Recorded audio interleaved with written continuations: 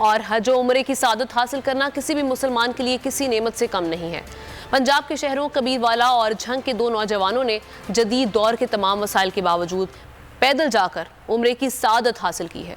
इस बारे मजीद बता रहे हैं अमीर हैदर शाह अपनी रिपोर्ट में।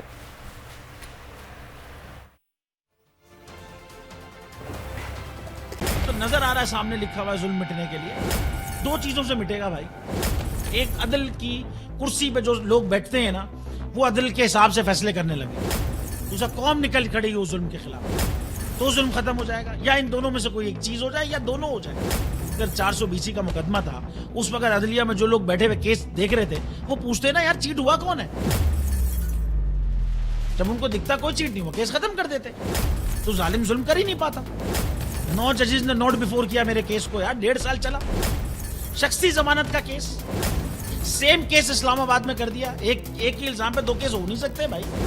मतलब 60 दिन का वक्त होता है। 102 दिन के बाद मैं जीत गया, केस बरी हो गया।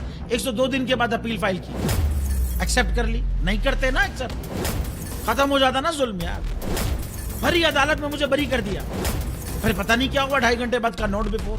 मैं नहीं सुनता ये केस, खड़े रहते अपने फैसले पे, मिट जाता जुल्म। अल्लाह ताला ने बिठाया इस कुर्सी, इन कुर्सियों पे इनको यार, ये अल्लाह ताला की तरफ से फैसले करने हैं। तो या तो ये फैसले आएंगे, जुल्म मिट जाएगा, या कौम खड़ी हो जाएगी जुल्म के खिलाफ।